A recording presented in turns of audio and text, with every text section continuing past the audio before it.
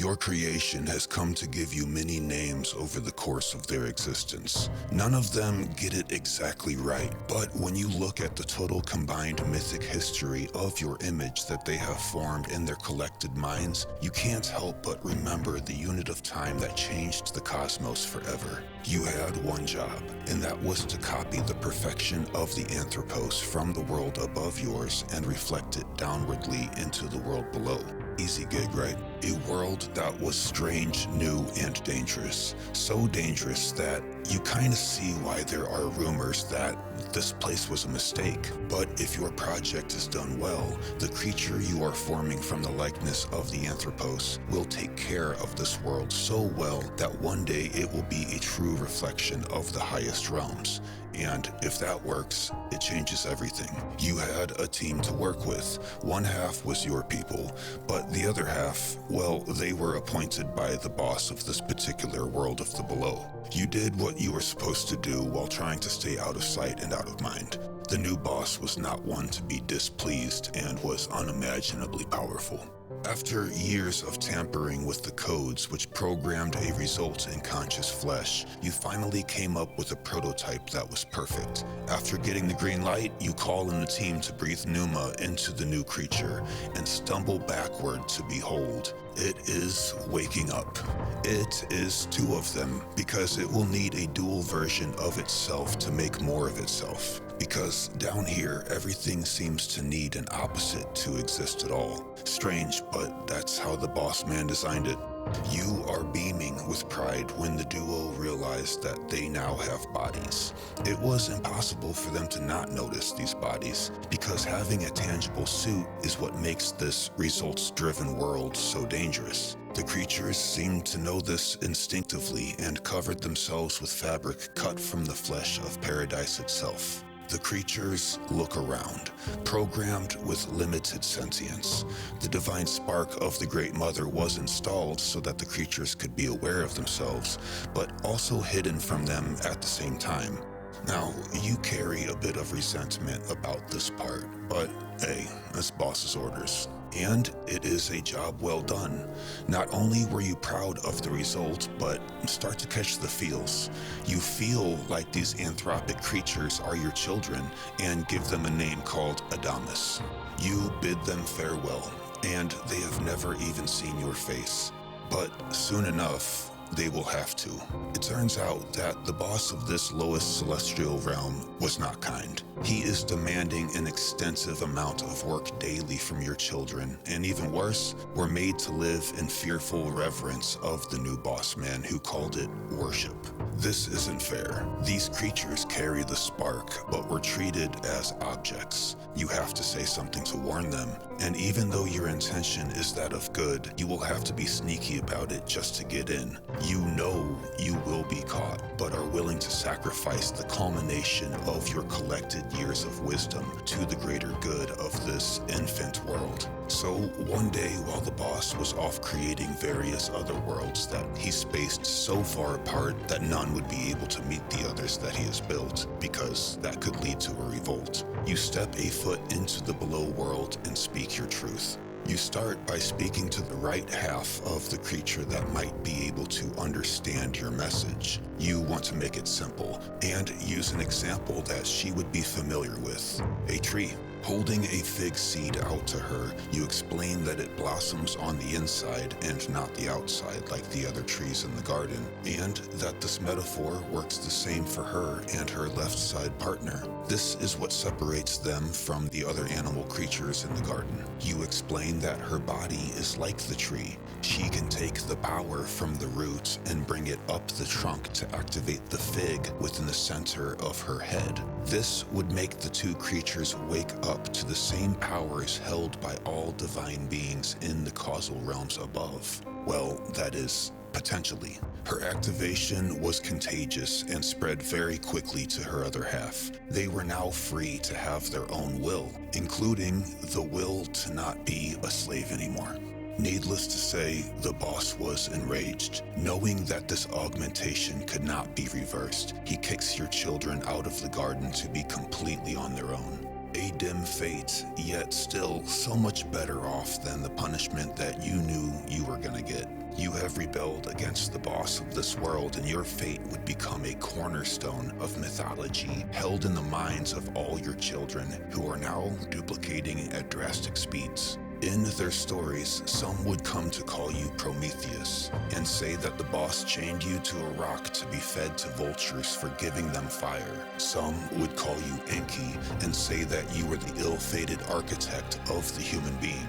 And some would call you Lucifer, making you out to be the bad guy for bringing light to the below realms against the boss's orders.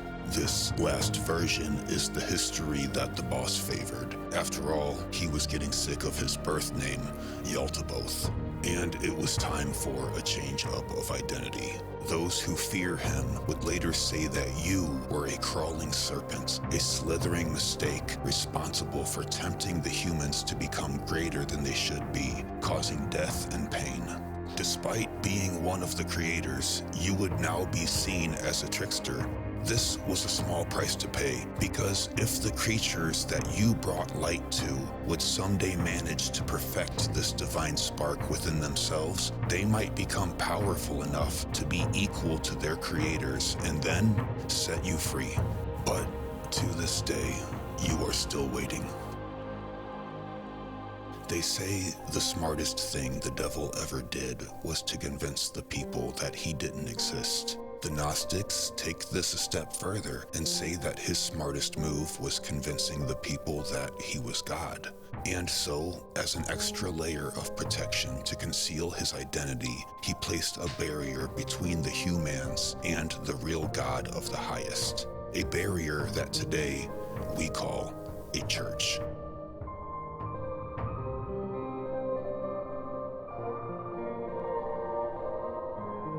The Buddha implies in the first of his Four Noble Truths that life is suffering. The direct translation is actually, there is suffering, but that doesn't quite slap the same when going for a dramatic effect.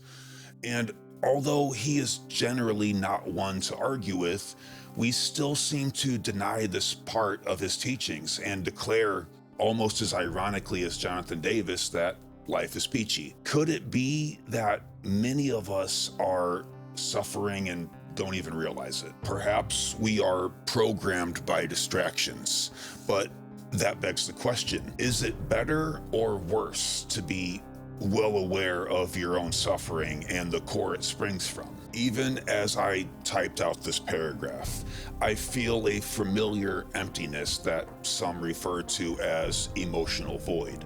For me, it's having an idea and automatically lifting my head to spill the beans to a person who is no longer there. But doing so this time, I look up and I see my cat, Dr. Pickles, laying in the window. Sometimes he is just looking out the window, but sometimes he isn't looking at anything, not looking for anything. He's just... Eckhart Tolle comes to mind. He said, I have lived with many Zen masters, all of them cats, and the little buddy is just there. He's not concerned with a plethora of projects to be accomplished. My mind begs the question, then why does he exist? Obviously, another bit of my programming that has me fooled into thinking that I need to create purpose to stay busy and in order for life on Earth to make sense. But let's ignore that for a moment and just look at the question. Why does the cat exist? Well, if we have learned anything from the Kabbalah, it is because he is not an individual noun. He is quite literally a place that is necessary for a host of numerous amounts of other living organisms to live and also just be. Okay, then why do they exist? Well, quite simply, it is the amalgamation of that entire community of living organisms working together that make it possible for the cat to just be. It's a two-way street that runs back and forth. Nothing else is necessary. Animals are simple. Things are a lot more complicated for us humans, aren't they? We have to be doing something.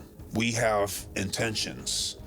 Does this give us a hint as to what the Buddha meant with his first noble truth? Well, let's consider why we do anything in the first place. Our intentions will always have a backbone of survival attached to them. For the most part, it is food, water, and shelter, all three of which come down to money in our case. No matter what we do, even in the case of creating art, there is a ghost of survival mode lurking somewhere within the intention. This part of us cannot be stripped away. According to the esoteric tradition, this is due to the fall. We're getting there. We came down through the planetary spheres and into a physical world of survival. Pat yourself on the back, it's the toughest neighborhood on the block. However, beings that exist outside of these planetary spheres also have intentions that are not snagged by the hooks of survival mode. So their intent is much more multifaceted and can move in dimensional directions that are completely unimaginable to us. So the cat lives in survival mode but doesn't have any intentions. The beings in the causal realms are the exact opposite, leaving us directly in the center realm, as described so well in Egyptian cosmology. So how can we better understand the construct of these realms? All right, this feels weird, so we're gonna make this quick. First thing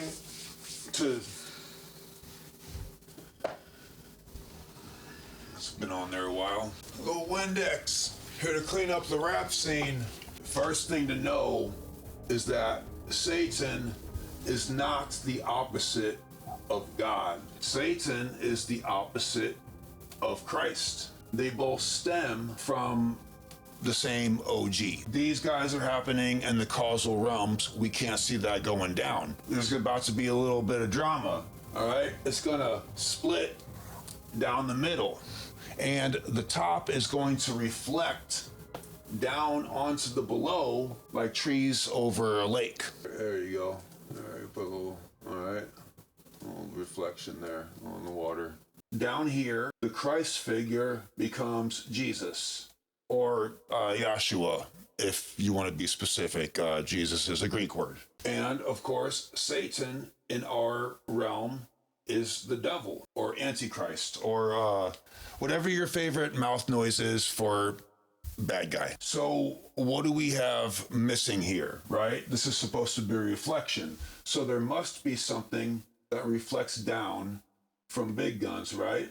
And well, that is you, the experiencer, because everything from the below has a source in the above. And don't be so surprised. Uncle Watts has been telling you for years that you are God.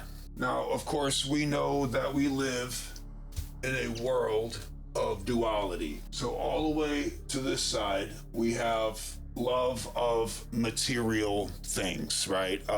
Lust, greed, all that fun. All the way to its opposite side, though, we have its opposite, non-usage of anything material. But that should not be necessarily confused with good, though. People kind of make that mistake, thinking that one side is good and one side is bad. We got to shake that. Basically, the opposite of material lust would be like the Zen master moving up into the mountains to live the rest of his life in isolation. Sure, he doesn't need material anymore, but at the same time, he's not sharing his wisdom with the people who need it most. So you kind of want to hover there in the middle, kind of wavering back and forth like a sine wave. Some might compare this to the middle path spoken about in Zen literature. Speaking of this split down the center that separated the two worlds, how did that actually go about happening? Well, I think it's time to revisit an old Gnostic story and also get out of here because this feels weird. Let's get back to the studio, which is actually just right here. In Gnostic lore, when the father is thinking, as in the verb, it's called nous. But the mother is the result of the thinking, called anoia, suiting. And the combination of those two become the child, the third thing. The thought thinking itself into existence. The child exists, but only as a reflection of the above. It is the anointed one, like we see in mythology. Resulting from that trinity, the aeons expanded outwardly. This is space and time. And the child asked for companions, because it's lonely out here on the block, mostly void. And the father was cool with it. He consented. Let's keep that part in mind. And the companions came forth. There were 12 of them.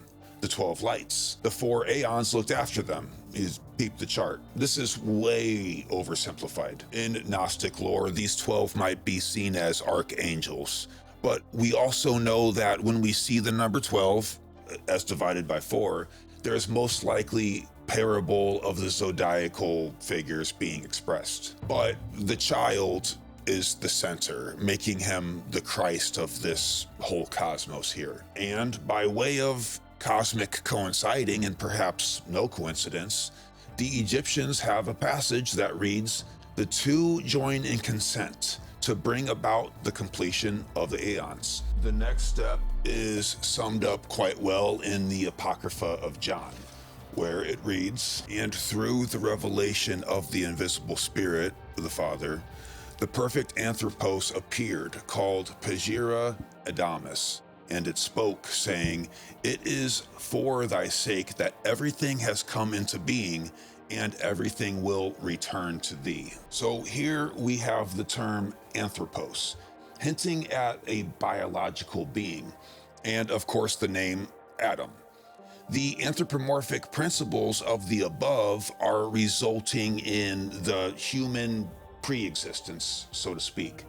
This also indicates that the resulting humanity is also a reflection of the above and will travel far out from source, becoming physical, but always to return. This is kind of like looking at life and death in reverse, almost as if the coming into the physical realm is death and the returning to source is closer to life. But not to be confused though, this anthropos is still pneuma, so to speak, not to be confused with the hylic anthropos that we are experiencing right now. The humanity we are speaking of here is still perfect and androgynous and lives cozy up theirs, so to speak. The pleroma. Side note, all of these sentences in the Codex start with the word "and."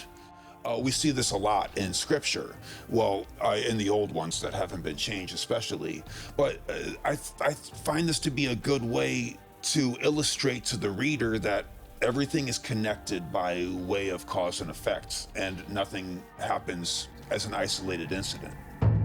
But we are about to take a drastic turn, a turn for the worse. This turn has often been called the fall. And if you look outside and see your trees dying, you might get an idea of where this term comes from. The mother we spoke about above has a name. She is called Sophia. You might be familiar with this next passage. "And Sophia, being an aeon, conceived a thought from herself.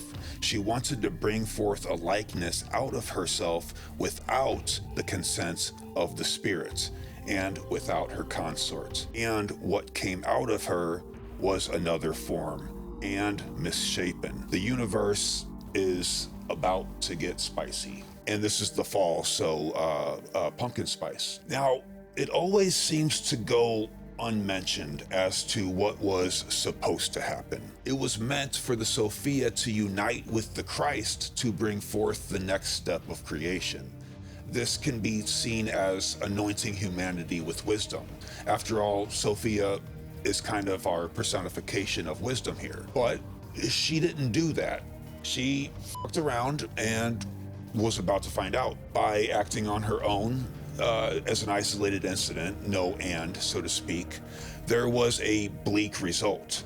Her creation was dark, a cosmic deviation, so to speak.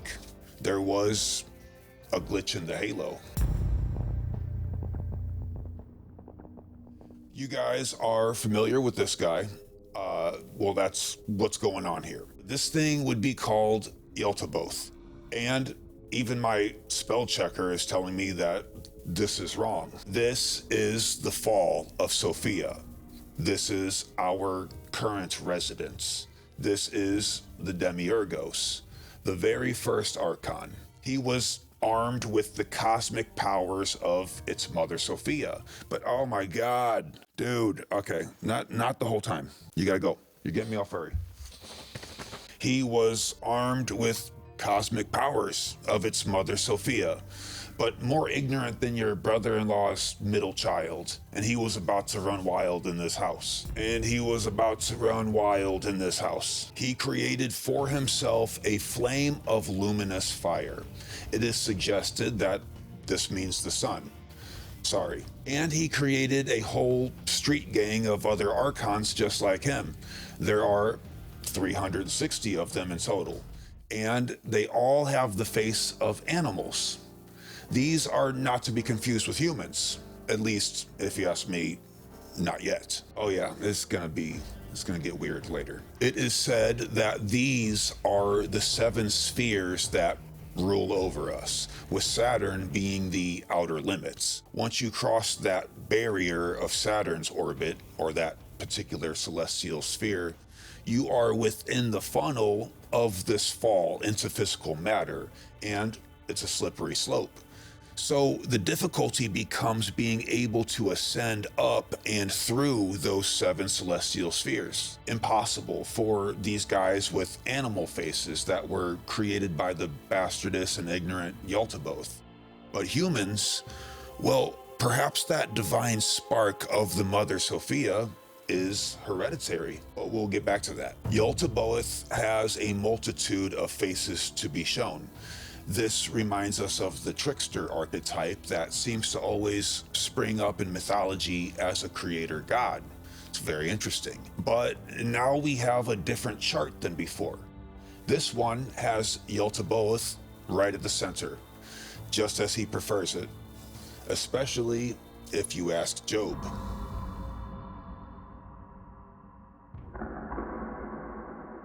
In 1958, Uncle Carl unleashed his book, Answer to Job, onto the world, and there was outrage about it. Basically, everyone had been assuming that the story of Job was parable for staying righteous in the face of torture.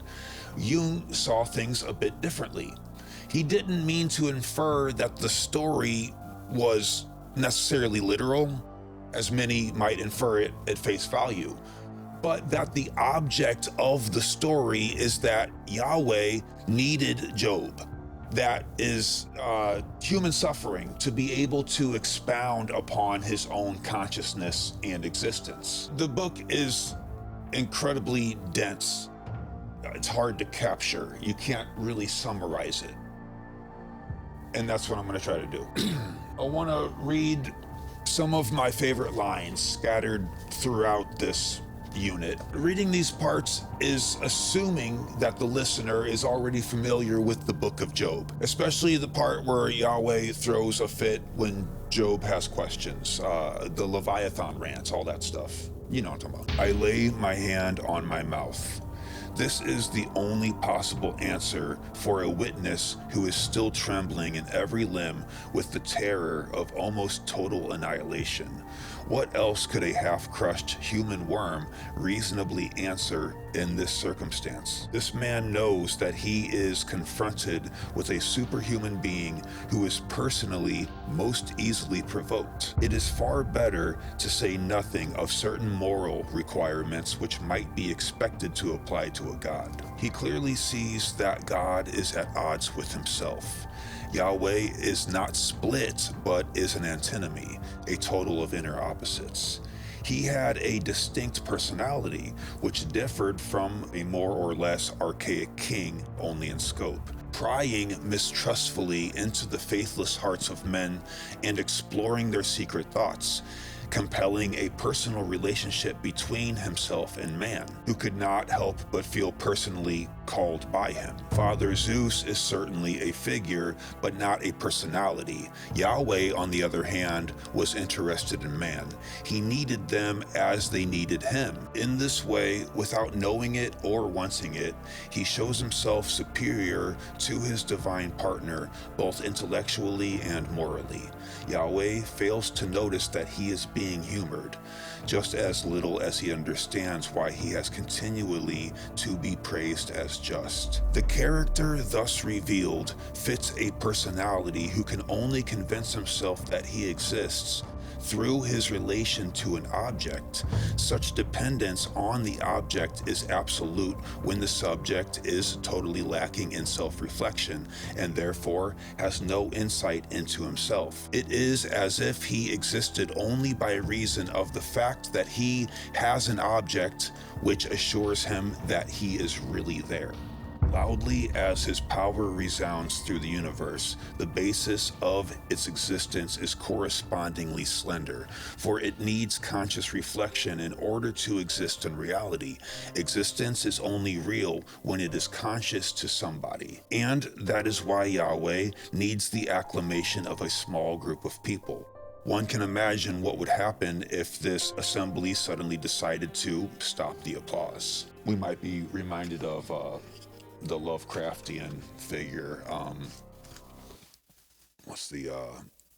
Azathoth. It is amazing to see how easily Yahweh, quite without reason, had let himself be influenced by one of his sons, the devil, and made unsure of Job's faithfulness. With his touchiness and suspiciousness, the mere possibility of doubt was enough to infuriate him, and induce that peculiar double-faced behavior of which he had already given proof in the Garden of Eden, when he pointed out the tree to the first parents and at the same time forbade them to eat of it. In this way, he precipitated the fall. From the human point of view, Yahweh's behavior is so, I don't even want to say that word, that one has to ask himself whether there is not a deeper motive hidden behind it. Job's right is refused in order that Satan not be disturbed in his play. One must bear in mind here the dark deeds that follow one another in quick succession: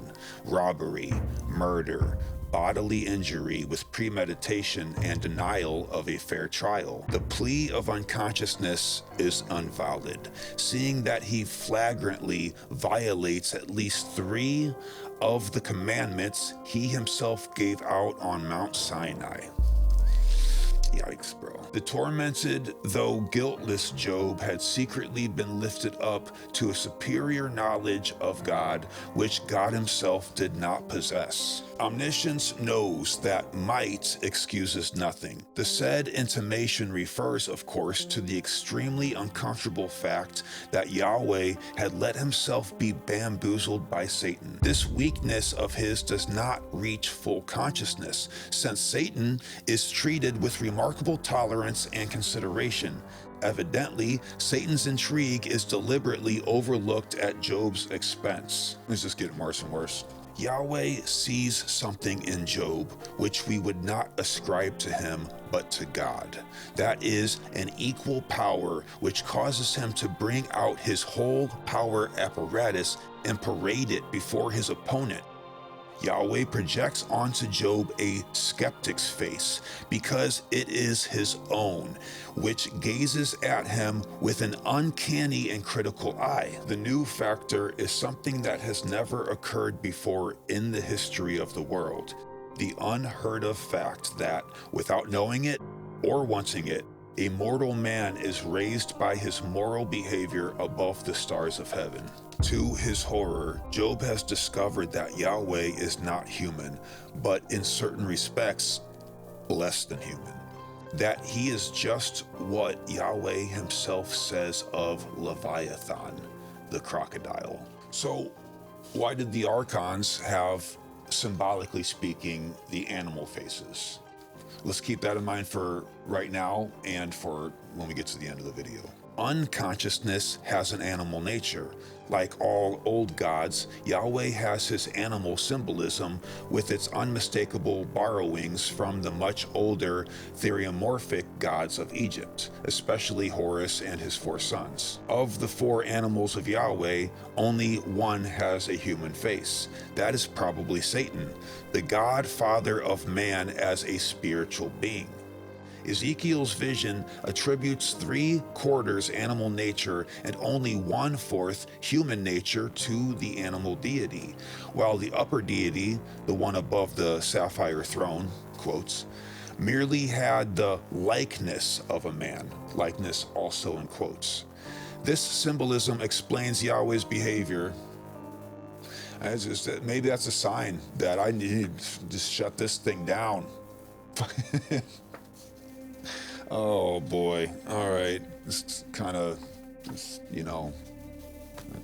okay. Let's continue on. This symbolism explains Yahweh's behavior, which, from the human point of view, is so intolerable. It is the behavior of an unconscious being who cannot be judged morally. Yahweh is a phenomenon, and as Job says, not a man. Yahweh's divided attitude, which on the one hand tramples on human life and happiness without regard, and on the other hand must have man for a partner, puts the latter in an impossible position. At one moment, Yahweh behaves as irrationally as a cataclysm. The next moment, he wants to be loved, honored, worshipped, and praised as just. He reacts irritably to every word that has the faintest suggestion of criticism, while he himself does not care a straw for his own moral code if his actions happen to run counter to his statutes. Statutes, whatever. Statutes? One can submit to such a God only with fear and trembling. Through this declaration, man, in spite of his impotence, is set up as a judge over God himself. The unconscious mind of man sees correctly even when the conscious reason is blind and impotent. The drama has been consummated for all eternity. Yahweh's dual nature has been revealed, and somebody or something has seen and registered this fact. Such a revelation, whether it reached man's consciousness or not, could not fail to have far-reaching consequences. In answer to Job, Jung writes, something empirically demonstrable comes to our aid from the depths of our unconscious nature. It is the task of the conscious mind to understand these hints. If this does not happen, the process of individuation will nevertheless continue. The only difference is that we become its victims, dragged along by fate toward the unescapable goal which might have been reached walking upright. If only we had taken the trouble and been patient enough to understand the meaning of the ghosts that cross our paths. A terrifying ignorance prevails in this respect. However, we find people who can no longer blink the fact that something ought to be done with man in regard to his psychology. Unfortunately, the little word ought tells us that they don't know what to do. God lives through man, and for that purpose, he has chosen, through the Holy Ghost, the creaturely man filled with darkness, the natural man who is tainted with OG sin and the sciences of the fallen angels. The guilty man is eminently suitable and is therefore chosen to become the vessel for the continuing incarnation, not the guiltless one who holds aloof from the world and refuses to pay his tribute to life. In him, the dark God would find no room. Apocalypse. God is to be loved, but also to be feared. The uniting of this antinomy must take place in man. This involves man in a new responsibility. He can no longer wriggle out of it on the plea of his littleness. The dark God has slipped the atom bomb and chemical weapons in his hands and given him the power to empty the apocalyptic vials of wrath on his fellow creatures. Since he has been granted an almost godlike power, he can no longer remain blind and unconscious. He must know something of God's nature and of the metaphysical processes if he is to understand himself, and thereby achieve gnosis of the divine.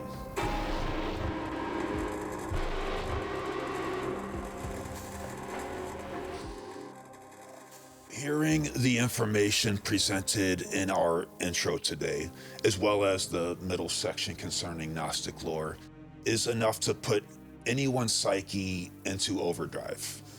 The first time hearing it. I know my first time seeing this add up as such made me feel guilt and fear for just having the thought in the first place.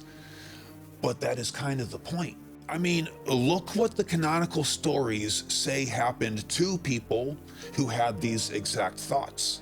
When we combine this logic with the absolute fact that winners write the history, we are almost left without a choice but to consider this notion. But was it only the Gnostics who had these forbidden thoughts? It seems unlikely. It seems that way because they were open about it, but they were allowed to be open about it. We often forget that Gnosticism might very well reflect a sect much older than Christianity. The birth of the latter is what made it very dangerous to speak of. And then we might look at some of the artwork and literature of the greatest minds to have ever lived in a new light. Think about it. Da Vinci most certainly hid messages in his work that elude us today. We can say the same for Bosch, who we covered recently. Epic works of fiction like Milton's Paradise Lost. And well, I mean, that list could go on. If Da Vinci had these thoughts, you know damn well that he kept it to himself, considering who employed him was the very same party that composed the police equivalency at the time. But we are talking about a master genius. Da Vinci was superhuman in intellect. We are talking about the unreadable minds of uncrackable men. They were not about to let these concepts die with them, and they slipped it under the radar, like you fed the dog at the dinner table back when families did that. They wanted us to know that it was okay to have faith in the whatever's up theirs, but that it comes with a price. We have to remember that this ain't atheism we're talking about. In fact, it's exactly the opposite. It reinforces the possibility in our minds with stark logic.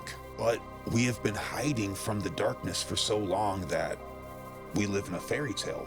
And if we have learned anything from the differences between Disney movies and the actual mythological fairy tales that they are based from, we know that humans will not hesitate to leave out the most uncomfortable parts of our favorite stories. A perfect example is the hero's journey archetype. That was practically discovered by Grandpappy Campbell to be the backbone of all of our stories, modern and ancient. Those who know the steps of the hero's journey see very clearly that every movie we have today stops at the second to the last step to make the story end on a good note. Why? Because the last step is a fall from grace. The hero is slowly eaten by pride and becomes a shamed outcast of society, not even a martyr most of the time. The hero dies humiliated and alone in the hero's journey archetype, and we ignore it for comfort, begging the question, why is it there? Why end our mythic image on such a dark note? Well, most will answer that question by saying that it is a continuing cycle like an Ouroboros that eternally eats its own tail. But that is purely symbolic, and frankly, not what the heart needs to hear. The hero's journey myth ends dark, because if it didn't, we will.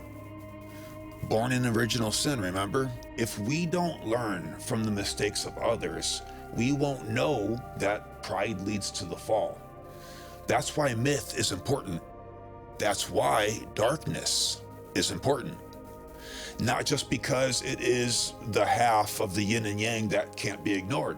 No, because we need it to survive. We need it to remind us who we are, so that we can break the cycle and break the chains put on us by these archons of Yaldabaoth. Whether he is literally real or not, doesn't matter one bit to the heart of sentience. So geniuses like Da Vinci attempted to tell us something just as important as it is dark. So what is the modern equivalent of that message? Try this. Go for a walk on a sunny day and attempt to look around completely sidereal, like you are an alien being that has never seen any of this planet. There are trees, hills, stores, joggers, animals, birds, you get the picture. What you might not observe immediately is the power grid, referred to classically as telephone poles. Despite being everywhere, we don't notice them because they have always been there. An alien being might notice this first, however. I mean, how could they not?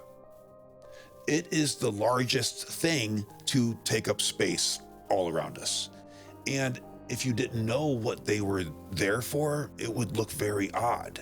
It might even be described as dark, like a spider's web haunting the landscape like a Halloween decoration. So why is it dark? Now, I don't want to take us down a rabbit hole of, Nikola Tesla making this entire grid system obsolete only for evil people to destroy him in so many ways to maintain this unnecessary design. But I am reminded of the movie Ferngully, where a wretched and slimy entity began spreading all over the movie's previous landscape that was an archetype for paradise. The entity did not care that it was, for lack of a better description, a bad thing. An alien being looking in from the outside might be just as freaked out as it would be curious to see us all with full teeth grins, smiling while walking our dogs right next to and completely surrounded by this big, ugly, and strange out-of-place web that we feel absolutely no urge to bring change to, despite knowing that it is outdated and unhealthy. We know how it got here. We know why it stays. This web is the result of evil, suppressing the good that could have been, and is a direct reflection of our everyday ignorance to that fact. They might wonder, looking in, why do they choose to live like this? Well, it's because we don't recognize anything as above us anymore. We are ignorant of powers outside of our human will. We think that we are the top dog, and we are running wild in this house. We have become the demiurgos. We are Yaldabaoth. The demiurgos thinks he is God. Thus, he says he is God. Thus, as we see in the story of Job, gets real pissed when people mention other gods. But let's not get too bent out of shape here. I wonder if this might be a good thing. Alchemy, like nature, is all about transformation, overcoming. This gives us a goal, a purpose. What is more inspiring as a story? A man whose parents pay for his college years and then he goes on to become a CEO? Or a man getting out of prison late in life and then becomes a CEO? You see, the second one is a real story because it is the more difficult route. And our mythology is our story. Reality, as we see it from a human point of view, is a story. our lives are that language put to use. We always root for the underdog in the movie, book, theater, play, whatever. Well, lucky us. Now we get to be that underdog with all the perils and struggles that come with it. And also, lucky us, we have access to alchemical information and can understand that alchemy is more than just a mystic form of art. It is the ladder that we need to climb up those damn celestial spheres, and is our traction and footing when ascending that ice-cold, slippery slope that's built by Yaldabaoth. And when you get up there and see the demiurgos face to face, tell them God sent you. I swim through blood, sweat, tears, and rain as I endure the suffering. I swear through lies that I once had faith. I think your world is changing me. We all fall down, but I seem to have been pushed. I fell off the ground. I'll breathe new venom when I get up. So ask me how I became a monster in man's skin now. The hurt spread pain now that they've learned how. Looks like you figured me out.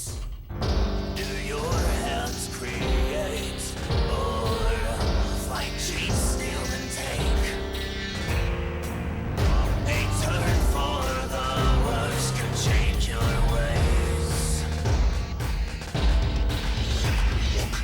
I swim through blood, sweat, tears, and rain as I endure the suffering. I swear through lies that I once had faith. I think your world is killing me. I seek inner peace, but inside I'm in pieces. Your world takes a hold. I feel a change as deep as my bones go. In my last stand, I'm getting real good at taking the bad. A world of misdeeds shapes who I am. Looks like you're taking me in. Does your mouth speak love or lie? Cheat, hate. A turn for the worse can change your ways. I swim through blood, sweat, tears, and rain as I endure the suffering. I swear through lies that I once had faith. I think your world is changing me. I think your world is changing me. We all fall down, but I seem to have been pushed. I fall off the ground. My chains will break before they bend. So ask me how I became a monster in man's skin now. You'll know me best when I push you down. Looks like you figured me out.